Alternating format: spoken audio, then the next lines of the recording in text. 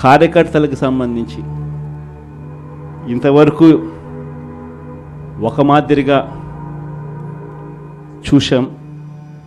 కార్యకర్తలను ఇక్కడ కాదు, కార్యకర్తను ఇంకా గొప్పగా చూసుకునే కార్యక్రమం కూడా జరగాల అని చెప్పి కూడా ఆలోచన చేస్తాను.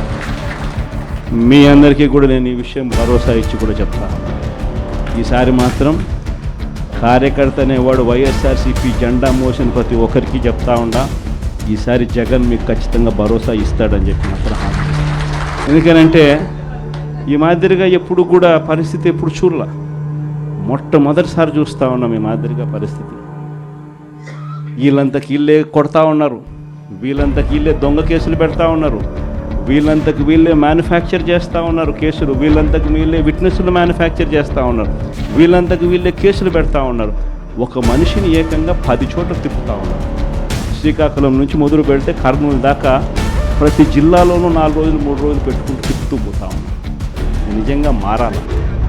ఈ కళ్ళెదుటే కనిపిస్తూ ఉన్న ఈ కార్యక్రమాలు ఇవన్నీ చూస్తూ ఉన్నప్పుడు మాత్రం నిజంగా మీ అందరికీ నేత్రం ఖచ్చితంగా ఈ భరోసా ఇస్తా, ఖచ్చితంగా నేను చెప్తాను.